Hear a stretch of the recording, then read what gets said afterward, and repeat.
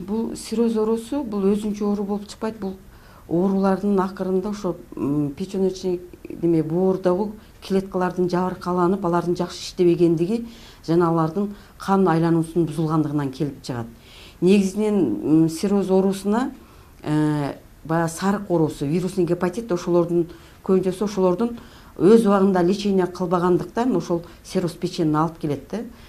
Бизге белгилүү болгон ушу сарык оорусунун 5 түрү болот.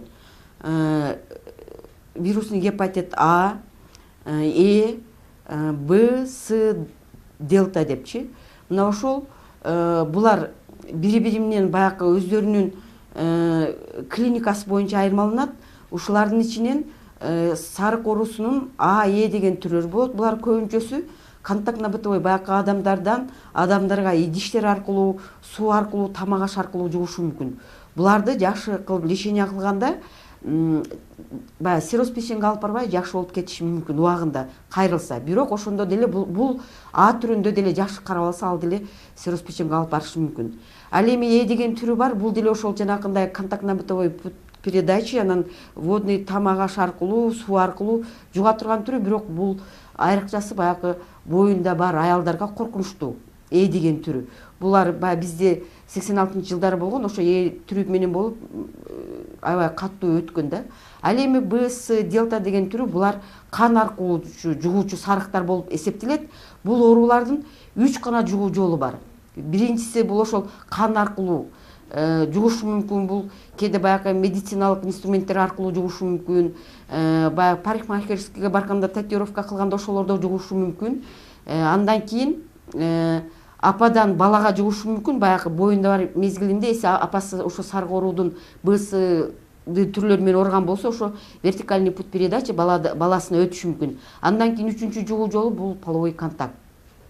Акыркы убактарда ушул сироз оорусу менен сарыктын ошо БС деген түрлөрү менен ооруп, ошолор жакшы убагында дарыланбагандыктын айынан сироз печени оорусу аябай көбөйдү акыркы убактарда. Мисалы үчүн күйөөсү ооруса, күйөөсүнүн аялы ооруса, күйөөсүнүн ошондой болгон мезгилдер да болуп атат. Кичинекей балдардын арасында дагы ошо сироз печени менен жабыркаган балдар болуп атат. 6 жашар, 9 жаштагы балдар ошондой сироз печени менен, мына мен өзүмдүн практикамда көрүп, Бишкекке жөнөттүк, ошолорда пересадка печень кыласыңар деп Бишкектен мына кече жакында чыгып келди. Ушул 3 түрү менен жугат. Алдын алып, баягы жакшы алдын алып клиниканы жакшы билбегендиктен, кээде баягы биздин элибиздин ошол жакшы өзүнүн ден соолугуна жакшы карабай, мындай кайдыгер карагандыктан негизинен ушул сироз печени оорусу пайда болууда да. Мисалы үчүн дарыгерге давление менен ооруганда, гипертоническая болезнь деп коебуз, бул любой убакта, мисалы үчүн грипп болуп ооруса деле, ичи ооруса деле, башы ооруса деле караганда, мисалы үчүн баягы гипертоническая болезньди давлениеси көтөргөндө любой убакта коюш оңой да. Ал эми мына сироз печени, вирусный гепатиттин ошо БС түрлөрүнү бул көбүнчөсү баягы өтүшүп кеткен убагында ошо боор жакшы иштебей, баягы сироз печень болуп, ичи көп, алсырап жатып калган убакта мында акыркы стадияларында кайрылат да. Мурда мисалы үчүн ошо сарык менен ооруганда БС, Д деген түрлөрүн текшерилген эмес. Мисалы үчүн мурдагы бул 70-80 жылдарда. Азыркы убакта ошол сарыктын түрлөрүн текшерсе, мына ушул биздин условияда да, биздин ушу жашаган жерде да текшерилсе болот да. Ошон үчүн баягы сарык менен ооруган бардык жарандар, бардык жашоочуларыбыз ошол өзүнүн ден соолугу үчүн кам көрүп, баягы сарык оорусунун түрлөрүн тапшырып коюш керек. Тапшырып андан кийин ошо вирусный гепатит БС, Д чыга турган болсо, азыр ошолорду противовирусный терапия алып туруп лечение кылса болот да.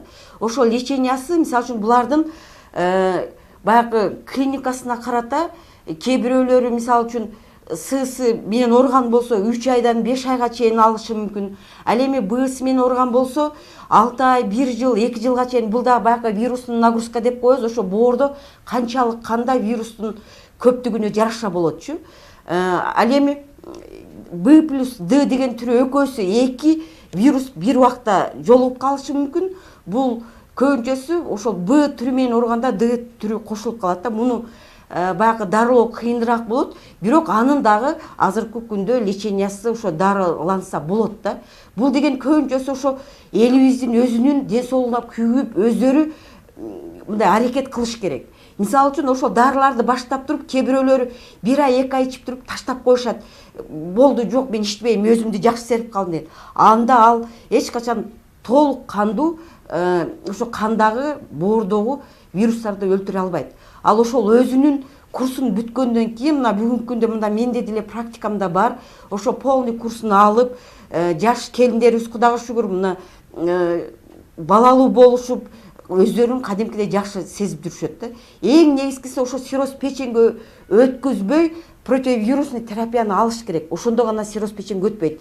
Ал эми сирроз печеньге өткөндөн кийин аны деле ошо кээде противирусный жаңы башталган, аны деле фиброскан деген аппаратыбыз бар. Ошо боордун клеткалары канчалык деңгээлде жабыркаганын билип берет. Ошонун начальный стадиясында аны деле противирусный терапиясын алып, өзүнүн убагында учетко отуруп, дарыгерлерге кайрылып, диеталарын сактаса, анда деле ошол неме жакшы кылып аяктырса болот. Ал эми уже 3-4 стадиясына карагандан кийин анда көбүнчөсү пересадка печень, баягы боорду алмаштырууга барганга туура келет. Ал эми мындай ойлоп көргөндө деле пересадка кылганга миллиондогон акчалар кетип атат.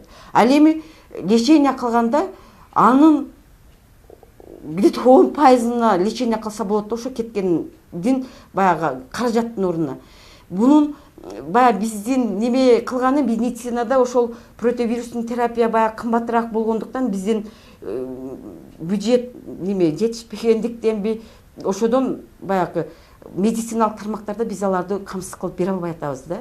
Неме больницаларда противирусный терапияга ошол дары дармектер bizde жок. Аны ошо элдер өздөрү сатып алып, өздөрүнүн ден соолугуна күйсө, ошо сирроз печендин алдын алса болот.